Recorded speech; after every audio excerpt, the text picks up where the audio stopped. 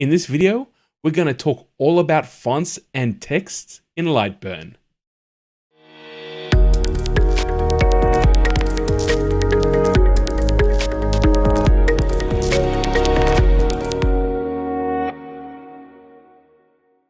Hi, my name is Gil, and in this first part of today's tutorial, we're going to look at everything you need to know to take your text layout and editing to the next level in Lightburn. As this tutorial covers a number of features within Lightburn, we're going to concentrate on getting set up so that you can get the most out of these great features. Like always, we're going to move fast and jump straight into this tutorial, so let me take a moment to invite you to hit that subscribe button and bell icon so you don't miss out on any of the upcoming videos and tutorials based around lasers and Lightburn. And I also want to personally invite you to come along to the laser live streams we host here on this channel, where you'll be able to share your projects and meet other fellow laserologists exploring how to get the most out of your software and equipment. Once this video is finished, feel free to jump over to Facebook and introduce yourself. The link to the Facebook group is in the description below, and I personally look forward to meeting you and seeing what you create with your laser. But for right now, let's jump into Lightburn and get everything set up so that you can take your designs from your imagination and onto your laser work. Alright, so in this tutorial, we're going to go diving into some of the text features in Lightburn. There are some really cool features that you can use. There's some really great tools, and we're going to go from the foundation, which is within the setup parameters, otherwise known as the preferences. I'm going to go through those, but first of all, I just want to show you some of the things that you might have come across before, but I think that starting in the ground up allows everyone to be on the same playing field. So right now, if you want to write some text in the workspace, this little A here is your create or edit text button. So let's go put that in the middle, and I'm going to write out laser live stream. And almost had it all across the work area. And you can see here, I now have some text that if I go into the preview, it will burn itself onto whatever material that I want. Of course, that's a line. Alternatively, I can make that a fill. And if we take a look at it now, it will actually scan up and actually burn that font and that lettering and whatever the message is onto whatever material that I want to pick. For this tutorial, we'll leave it on line, and I'll show you why. Now, there's a number of things that we can actually set up in the preferences. So let's go to preferences. And if you've ever looked in the settings, I know sometimes people come in, they quickly set some stuff up the first time they're using Lightburn, they don't come back in to take a look at what's going on. I find it really cool to be able to be familiar with some of the options here in the settings window. If we go to file settings, there is an area here called font settings. And this allows you 4 options that can make your workflow in Lightburn a lot faster. So the very first one we're going to look at is a default font. And basically any fonts that are on your system, and I use a Mac, are available. I'm sure it's the same on PC. I actually don't use Lightburn on a PC myself, but these have all been loaded into my system font registry using a Apple program called Fontbook, and they are accessible within Lightburn. Fun, you can see here's a whole bunch of different fonts that I've used over time for some of my design work, for some of my other work that I've done. You can choose to have a default font, and right now it's Arial, and you can also pick the size that you want this default font to be. Now, I like American typewriter, but that's not my default font. Arial is my default font, so if I were to restart Lightburn, it would come up this way straight away. And looking in the different options that we have with fonts, you can see right up the top left when I'm working with my fonts comes this window, and it's kind of like a menu window.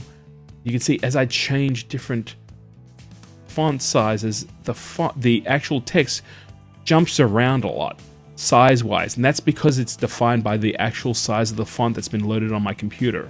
So I know that some people get really frustrated when they're like, you know what, I put this size in and it didn't work the same way once it was in Lightburn. That actually happens to be a construct of the actual font file itself.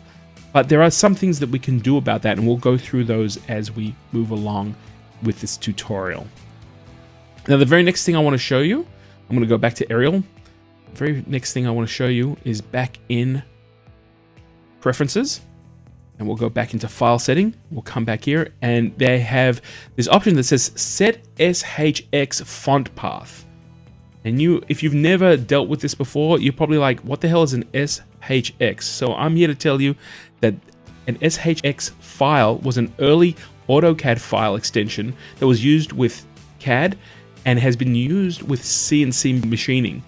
Basically, a number of single line fonts were created and can be utilized in your laser work. It's really cool that Lightburn allows this type of font into the system.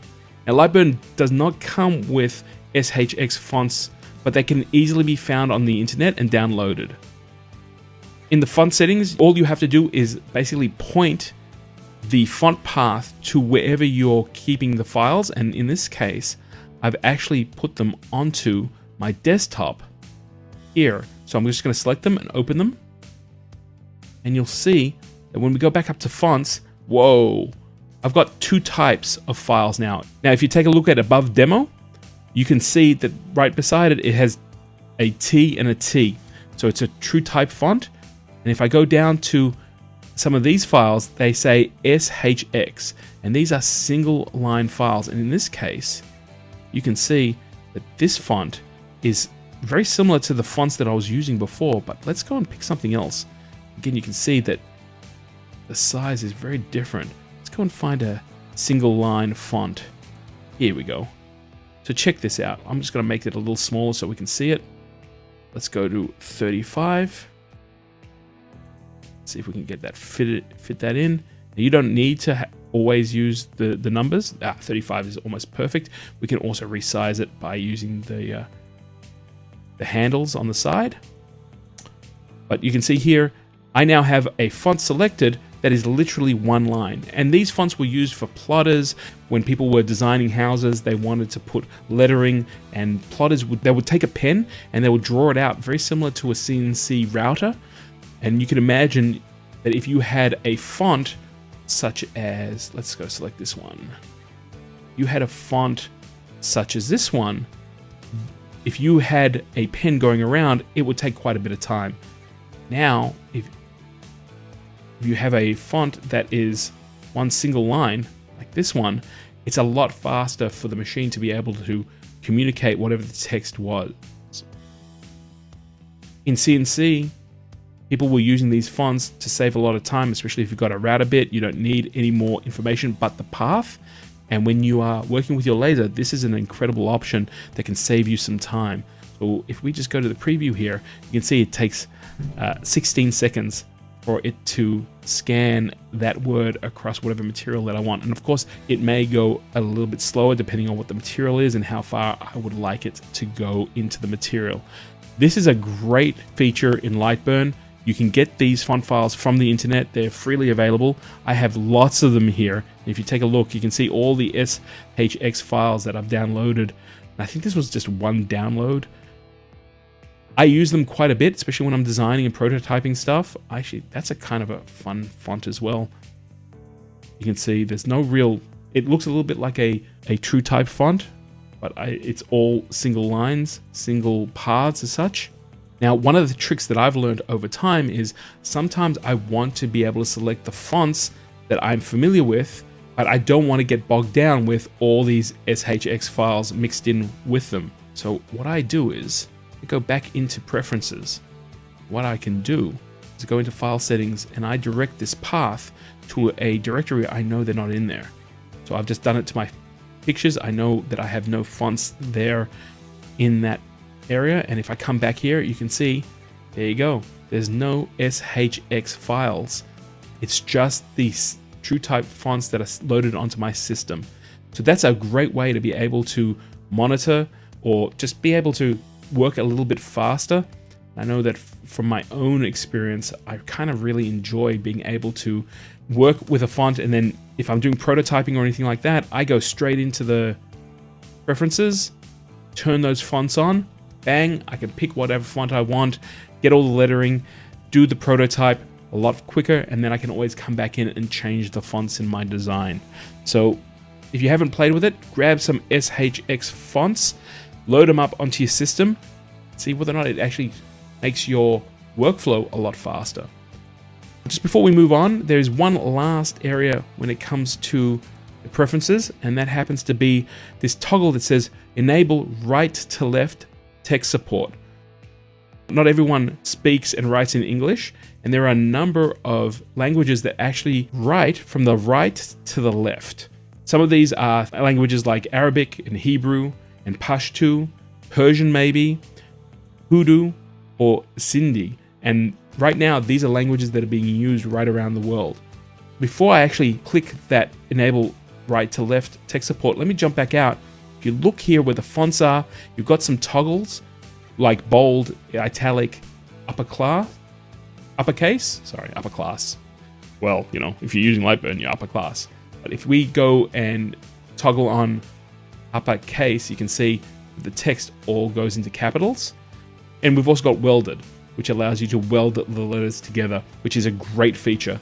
Now keep an eye on this area here, because when we go into preferences, file settings, and we turn on enable right to left text support, another toggle comes up, which is really cool. So if you happen to be able to speak a language that goes from right to left and you can write natively that language, you can turn this on and actually have the script that you're working with go from right to left. And I'm going to show you this example. Now, I personally had to do a little bit of Googling to work out how to do this, and I found that a Hebrew word for hello, if I can spell it right, also meant peace. My hands go too quickly. So we're going to use that as an example, and the word in English, see, I just flipped it. I love how this happens. Let's go. There you go. So fast to be able to lay out your text here. And an option, let's go and see how that's 46. Beautiful. Let's go 45 for the next one. Oh, that's cool. All right. And what we're going to do here is the word is shalom. Maybe it's a word that you've heard before. So we're going to just place it. We'll just scale it down a little bit. What I'm going to do is I've loaded up some Hebrew fonts onto my Mac. So I'm just going to quickly grab that text box. I'm going to place it here. I'm just going to go up here and select the Hebrew. I've worked out how to spell this word using an English keyboard. So bear with me. I'm going to jump back out here, and I've got now right to left selected. And I'm going to grab my text box, put it right in the middle here. And so that's the first letter, that's the second letter, that's the third letter, and that's the last letter. So that Hebrew word came, as you can see, it started from the right side all the way to the left. I can turn that off now. I'm going to jump straight back out into English. For me, it's Australian English, and I can move that up here. If you happen to speak natively and you want to write your text that way, you have that option to go straight in here and toggle that left to right. If you're never going to use that, no problems. You can go into the preferences and turn it off. But I kind of like the fact that you don't have to go all the way to the preferences. You can actually just go into the preferences one time and have this toggle in the font bar when you're actually working with it. It's a really, really neat feature. And I like the fact that it opens up for everyone. All right, now you have Lightburn all configured. You can now get a collection of SHX fonts files into Lightburn, and you can even select fonts that go from right to left if you want to create in another language. Well done. We're going to continue this tutorial in the next video, where we're going to go through all the different text tools and options so that you can create whatever it is you need for your projects. So make sure that you don't miss out on that video. Till then, you can check out some of the other laser videos right here, and using what you learn in those videos, go and make something amazing. I'll see you real soon.